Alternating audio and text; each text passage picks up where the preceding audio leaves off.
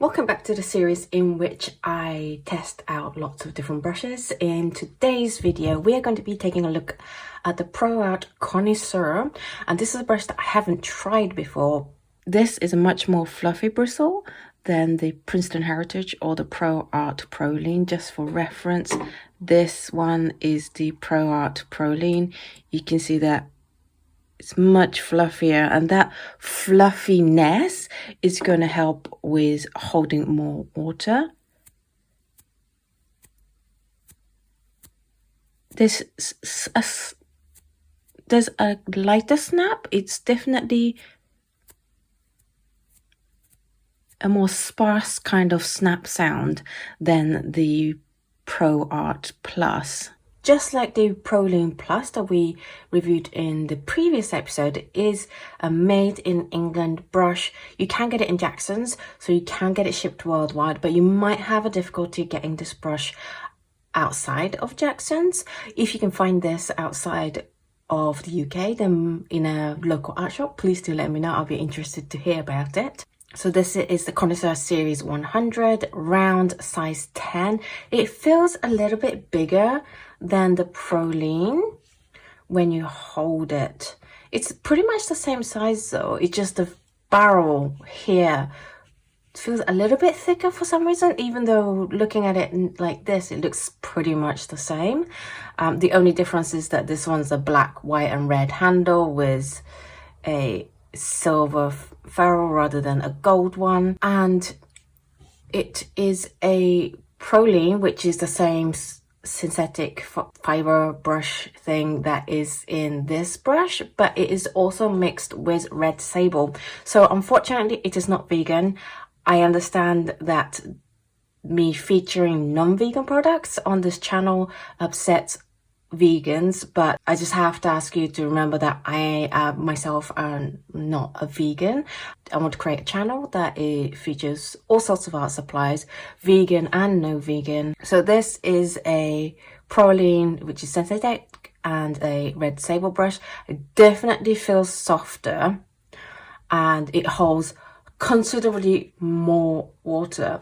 The bristle length and the diameter is pretty similar to the Proline Plus, but as you can see, it's a lot bushier.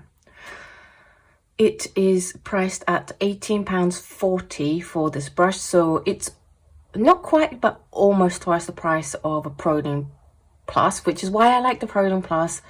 It's so affordable and it lasts so well. But the whole point of this range is to give a sable mixed with synthetic to give the feel of sable at a lower price. Now, how does that perform?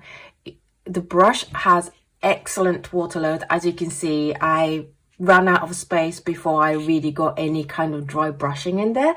It holds a lot of water. And with the release, and also the leaf, because these two are partly about how it unloads the water off the brush. It's pretty even, not quite as even as the Princeton Heritage, but it's also not as bad as the Proline Plus. I did notice though that at the back when you come up, it's not quite as a neat a shape as, say, the I think the Versatile that I'm going to test, I'm going to show you guys in the next episode, that came up really neatly here, whereas here you can see that the shapes on either side aren't quite similar. In terms of max widths, and this is where you can really tell that it's a really wet brush, because when I do this, if it's a pretty dry brush, the edges will be all dry brushed, whereas there was no dry brushing whatsoever. That bit, I think there was a little bit of grease on the paper. That's why it looks like a dry brush, but if the grease wasn't there, it would just go straight line. Nice clean lines. So if you are looking to put down nice thick lines but with a round brush rather than having to get a flat brush, this is a great one because that is pretty wide. Let me get a ruler. That is 2 centimeters, so it will save you having to get another brush that is 2 centimeters wide if you just want to use this, and you'll get a nice neat edge. In terms of belly drag, I think it's starting to show that this can show how soft a brush is, because in a firmer brush, the brush is going to stay up more, whereas with a softer brush, I definitely felt that the body of the brush was in line with the paper a lot more, and you get a lot wetter, better coverage on the belly drag. We'll figure out what the belly drag shows us together. In terms of staying lines, it's not very good at it. Yeah, I think that's worse than the ProArte Plus. So this felt a lot like a mop brush, not quite as out of control and blunt as a mop brush, but it's definitely that space between a synthetic round size 10 brush and a mop brush. So you're not going to get nice thin lines. Leaves, it does really good release of water, pretty even, but because it doesn't do thin lines, you're not going to get a nice crisp thin tip on either side. I mean, this might be what you're looking for. It just depends on what you're looking to create on your paper with the brush. I think this is a really nice shape. It's just not going to be as pointy as you could get with a Princeton Heritage. With the snake, I had a little bit of a kink here on the first corner, but then I got the feel of the brush better, and you can get nice smooth edges around about here, and then I got harder kinks around here. So it's one of those brushes that certainly if you are used to just using synthetic brush, you're gonna have to do a little bit of practice to get used to it, because it is much softer and much more water load. It holds much more water than what you might be used to. For example, with the flat wash, remember with the Princeton Heritage, I had to keep going back and dip more paint to cover this area. This was one load of paint, and I'm pretty sure it could have done a little bit more than this size. So that is an impressive amount compared to those synthetics. So that's where it really shines at, is the water load. With the gradation, I actually had a little bit of a harder time creating a good gradation, because this brush holds so much water that with gradation, what you want to do is get rid of the water on your brush so that you don't get too much water on the gradation. But because this holds so much water, it took me some effort to get the amount of water that's left in the brush right to do gradation, but I managed it. It was just something, it's not an impossible thing, it's pretty easy. It's just, you got to be conscious of it if you're not used to using a red sable mix.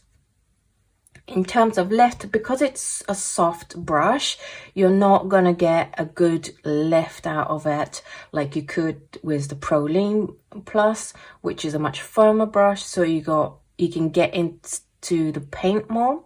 So I wouldn't use this to lift any paint off. In terms of dashes, it's a much bigger dashes than the other two because it doesn't create a good point. I've just wet that brush and it looks like it should be a good point, but by the time you touch the paper, it's quite hard to get just the tip. It's going to be a quite thick line and thick dashes. So overall, the Connoisseur series is definitely on the moppy side of a non-moppy brush, if that makes sense. It's got a beautiful amount of water load. It was a joy to create this test sheet with, because I never got too much water coming out of it at once or too little water coming out at once. I just had to get used to using a sable brush because I usually only use synthetic, but once you get used to it, it is a lovely brush. It's not too soft and it's not too firm, and it's a very juicy experience. I don't usually like that word because that's such a cliche, but for this brush I will use that word. I hope you enjoyed learning about this brush. If this video has inspired you to try this brush, I've left the links down below to where you can get these. Please use them if you can, because it really helps to financially support the channel without costing you an extra penny. Thank you so much for watching this video. In the next episode, we are going to be starting the Escoda brushes. So do look forward to that, and I will see you in the next episode. Bye!